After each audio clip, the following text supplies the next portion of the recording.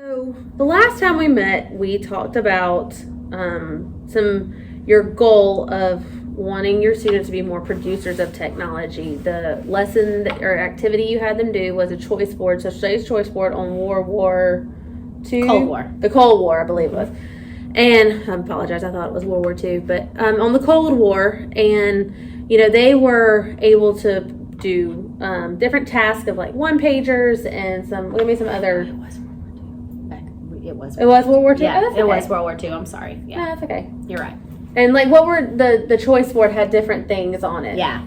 So it had several different digital options for them to show what they had learned. Yeah, there was a scrapbook, a digital scrapbook. There was a digital task cards. Digital task cards. There was a digital what do you call, not task cards, like a baseball card. Mm-hmm. What do you call those? I can't think of the name. Trade cards. Trade cards. Trade yes. cards. Yeah, digital trade cards. There was a digital color by number where they had to answer questions. That was more of just a digital activity, not so much of a option to produce technology. And so, with that, we had talked about this goal of kind of transferring your students from becoming consumers of technology, because a lot of those tasks were already pre-made and they just had to put things together and fill in pieces and stuff like that. And so we had talked last time we met about the students taking more ownership of their learning in the technology, and instead of having those pieces that they're consuming, of allowing them to produce some type of technology. So maybe they create a baseball card, right? Or I guess it'll be a trade card on a certain person of the World War II, Hitler, Mussolini, anything like that, Anne Frank. Well, I know you had talked about the Holocaust in it. And so today what we're going to talk about is the strategies and the things that you can do with your kids to have them become more producers of technology. Now, part of that is I'm going to show you a checklist that I created, and this is the checklist of ways for our students and the technology that they have access to given by our district and our school, that they are able to produce something. Now, we are a Google school, so they seem to be very savvy with Google stuff. Like Google Slides is on here. Google Docs, so Google Slides they can use for creating a presentation. Google Docs they can use to create a story or something. Google Drawings they can use to create a poster or something like that. Infographic. Yeah. Okay. So other ways that we can talk about implementing, or what we can do to implement with your students, is things like Flipgrid. That's Flipgrid's that video where they're able to create like a presentation video wise. You got Prezi. It's more of a presentation but more pretty. It flows and that kind of thing. And then Adobe Spark is something that we have access to. And Adobe Spark's really cool because to me it kind of combines Flipgrid and Google Slides.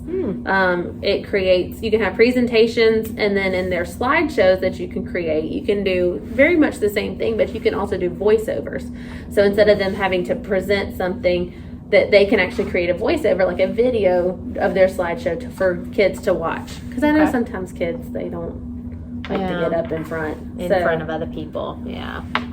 Do any of these kind of spark your interest of what maybe, because I don't want to overwhelm you with implementing too much, and we can look at maybe using Adobe Spark, because it does allow for different things, or we can use Flipgrid. But what's one of these things that interests you? I think either one of those would be appealing to the students. I think we should choose the one that would allow the most creativity. So would you say that would be the Adobe Spark?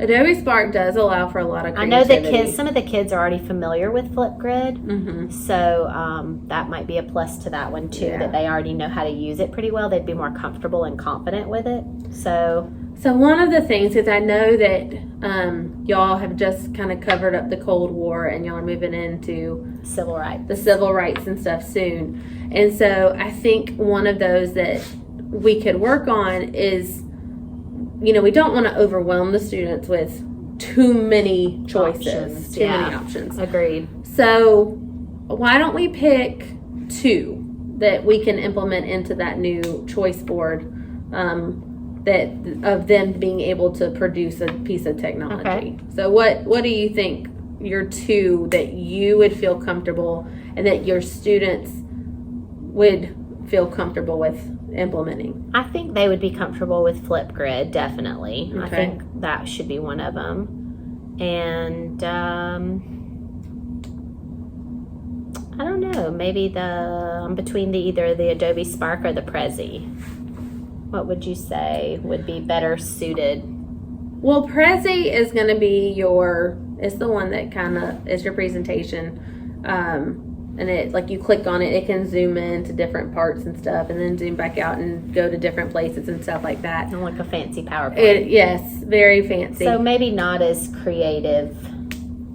So maybe the Adobe Spark would allow for more of the creativity. Okay. Because we have definitely some gifted that would like to show their creativity. Yeah. Well, and then with the Adobe Spark, because with Adobe Spark, that platform has many different options. So that would give them opportunities. Because like the infographic or even like a then maybe flyer. we should just do Adobe Spark since it has the options in there and not do the Flipgrid too. That's fine with me. I'd be okay because that still gives them some options. Yeah, definitely. Because your slideshows and presentations are very similar to like Google Slides and stuff. And then the Flipgrid can kind of be gone in with the slideshows, doing the voiceovers and stuff. And so what we'll do is, how do you feel about Adobe Spark? Like being able to implement that with your students? I would need probably a little bit of tutoring. Okay. So why don't we set up a time?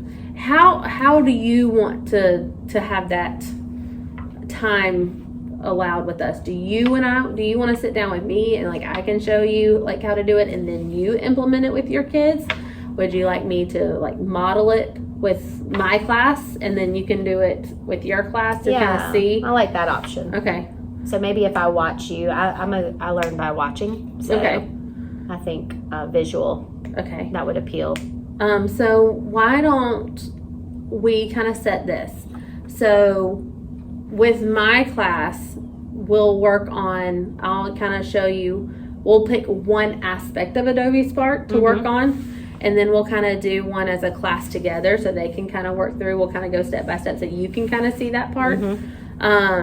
Because some of like the infographics and flyers, they're a very technologically savvy group of students, so I think that they'd be able to get that, but the presentation and slideshows they may struggle with a little bit of guidance. Okay. And so what I'll do is we'll set a time and model that with my class. Okay. And then that way when you can then implement it with your class, so you can kind of see how to work it and how it would work into the activities that you're wanting to do. So awesome.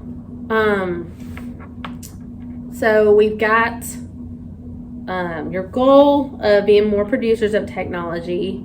We chose the Adobe Spark platform to be able to allow them that creativity that you want for them to show their creativity in implementing or in creating something of the topic that you're working on next. And then how do you feel about I can do for modeling? What do you think about doing in 2 days? I'll model with my class, and then that way you'll be ready for the next time you implement your class.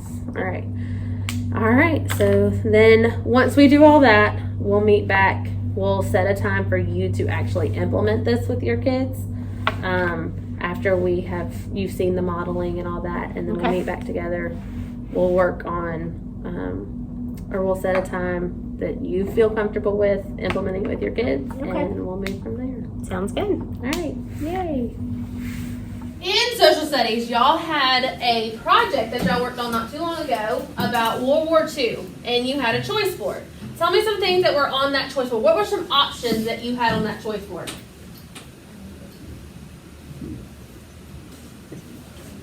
choice board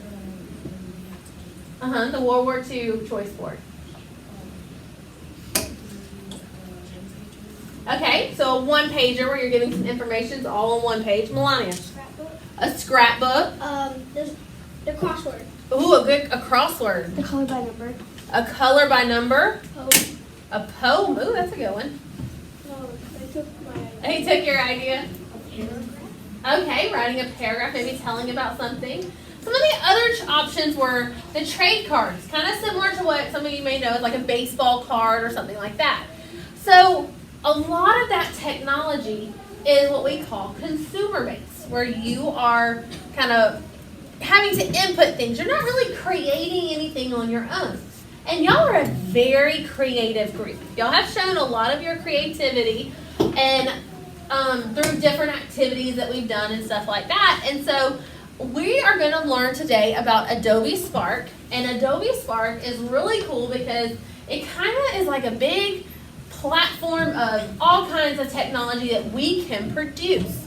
So we're going to challenge you on the next one, on the next choice board that you're going to have, is to be more of a producer. You're going to get to create something to show us your knowledge of the topic. And I think that y'all will learn about civil rights right now. I think y'all just learned about Cold War. And so we're going to learn today about Adobe Spark and what you can do, ways that you can actually produce something versus you just filling in some things. Who's ready to create something? Yeah, all right, so here's what we're going to do. So, you have been learning in social studies about civil rights activists, and we also learned in World War II about different people. What are some people you learned in World War II? Hitler. Hitler. Emperor Hirohito. Emperor Hirohito. Mussolini. Mussolini. Khrushchev. Khrushchev, yeah.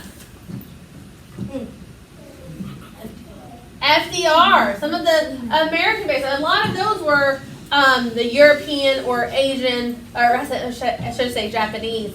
The Emperor Hirohito. But we are going to today just practice making what's called the trade card or the baseball card. Okay, and a lot of you may kind of be more familiar with like a baseball card. And so we're going to work on a poster today. So I want you, all of you have up Adobe Spark, I want you to click on poster. But what I want you to do is right under, we're going to click start from scratch, or you can click this plus button. I'm going to show you what the difference is. If I click the plus button, it can kind of give me things like little templates and stuff like that I can do, but it gives you this plain base right here. There's nothing on it, nothing there. And then, let's see if we go back. Save. We're just going to click start from scratch. So it still pulls up with the templates, but here we have a blank template. So you're going to pick one person that you have learned about in social studies this year. It can be from World War II. It can be from World War I. It can be from the Cold War. A lot of our presidents and stuff you've learned about. A lot of people overseas you've learned about with World War II. And so you're going to have this empty template, and we're going to go through how to actually produce something. Now, y'all are a Google school, so you are very familiar with Google savvy things. Adobe Spark's not that different, okay? Adobe Spark is not that different. So we're going to go through and look at all the different things. So here, we can put in some colors, we can change the background, we can resize things, and we can, over on the right-hand side, you can add text, you can add photos and shapes, all kinds of different things that you can add to it. So today, we're going to work on just adding a background for right now, okay? So you have background options over here as well as over there. So if we click the background, it gives us different options already that you can go through. I'm sure trending backgrounds, you can look at all of them. There's so many different trending backgrounds, stationary, organic, doodle notes, seasonal, geometric, all kinds of things that you can go through. So I want you to go through, and remember, you're going to be putting things over this background. So we don't want it too busy. where it takes away from our trade card or our baseball card. But I want you to go ahead and insert a background into it. Under your poster, you're going to click Start from Scratch. Go ahead and insert a, yes. No, this is your project. You are the creator. You are the producer. You get to create everything you want. Yes. All right, give me a thumbs up when you have that background selected. I'll give you about 1 more minute to get your background. Don't get too caught up in the background because we really need to focus. And that's one thing with being a producer of technology. You don't want to get caught up in those small little things. You want to make sure that you can spend your time wisely and definitely on the things that you need to spend time on. Okay? All right, I got a good thumbs up from a lot of people here. So those last few of you, go ahead and make sure that you have your background. So the next thing we're going to do is we're going to insert a text. Okay? Now, your text will be like your title, the person you're going to be writing about. So go ahead, and there is text on the right-hand side, or sorry, left-hand side. There's a text option. I want you to go ahead and click text. And I want you to write the person you are thinking about that you want to make your baseball card, your trade card on. So go ahead and put the person, insert text. If you need help, please raise your hand. I'm here to help.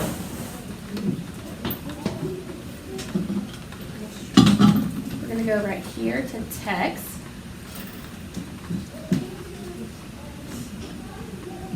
And then there's all different kinds of fonts.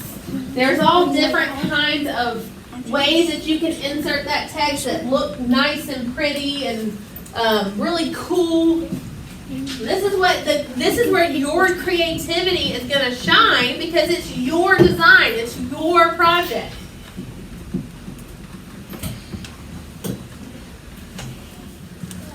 So we're going to insert a photo.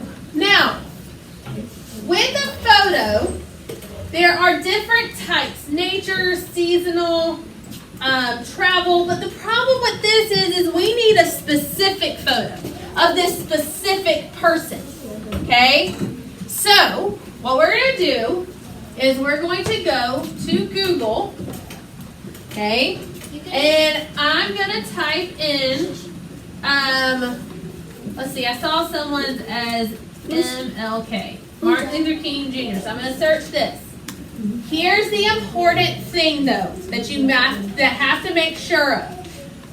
Is right here in more. Sorry, not more. Images. Sorry, here we go. We're going to go to images. Okay? And there's a ton of images on Martin Luther King. But we want to make sure it's a photo that we can reuse. So we're going to go to Tools, and we're going to go right here to Usage Rights. And we want to make sure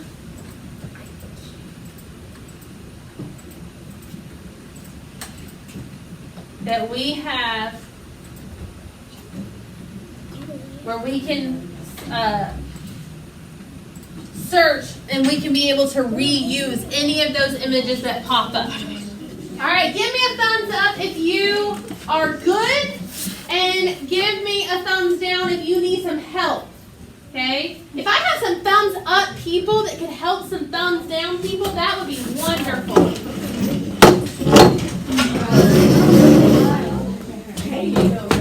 That looks so good. That looks awesome. Very good.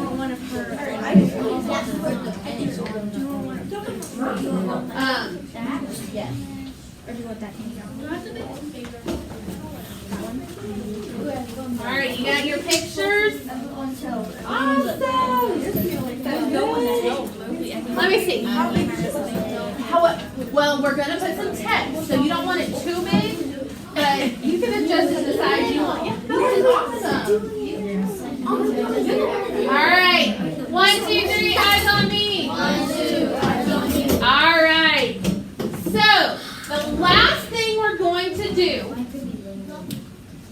thing we're going to do is we are going to insert another text, but for this one, because, a baseball card or a trade card kind of gives a little bit of information about that person, really key points about that person.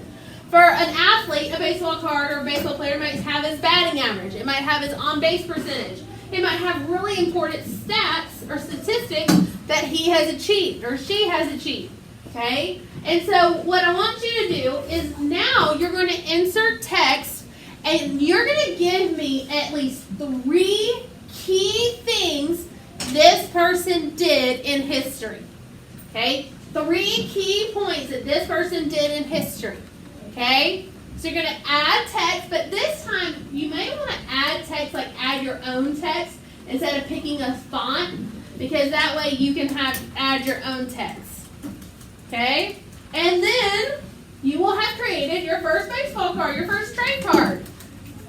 How awesome is that? Who's excited about this? Me. Yeah, how cool is this that you get to be able to create your own things? Right? You get to create it instead of just entering some information on those baseball cards or on those trade cards. Awesome! I know. Katie made a point to see us. Well, it's kind of boring when we just enter our stuff. Do you like creating stuff? Like the fun stuff that you get to create? Yeah, right? You get to put your own spin on it versus you just filling in information. You're getting to be that producer, which is really, really cool. And then we get to see your creativity shine through. So excellent job, guys. All right. Today, or not today, but yesterday, you were able to watch me implement with my class the lesson on learning about Adobe Spark and how to kind of start them to become more producers of technology. Mm-hmm. What are some things that you noticed about the students using Adobe Spark with my class? I noticed the engagement, first of all. They were very engaged. They were interested. I noticed also the different types of products. Like none of them looked the same. Yeah. I liked that. It wasn't a cookie cutter presentation. Everybody was able to insert their own creativity, which I think is what enhanced the engagement. I noticed how excited they were about it just because it was new.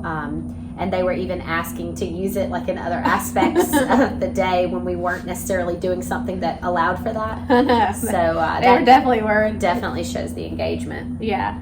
So in watching the modeling that we did, how comfortable do you feel now trying to implement that with your students? Do you still have any questions? Actually, more comfortable.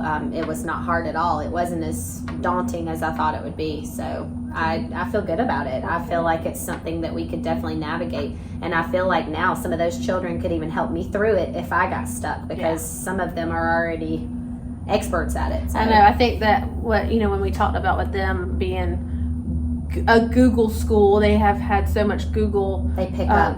Quickly. Yeah, they are, and so they were able to pick up a lot more because they've had that technology implementation with other grades and stuff. So now let's just kind of set a time for you to implement this with your kids. Okay. You've got some things coming up. I know you're working on the civil rights and stuff like that. So we've talked about some different ways to implement this. And I guess different activities that we could use these things for, like in the model we did the trade cards where they were creating their own, and I know you're learning about a lot of civil rights activists right now. So that could be definitely something we could incorporate with some of these different leaders in the civil rights movement. So let's kind of set a date. So when do you feel like within the next couple days, weeks, when do you feel comfortable enough that you would want to try to implement this with your kids? I feel like we could do that next week. Okay, all right. So why don't we set for maybe we could start it by Friday to have completed projects.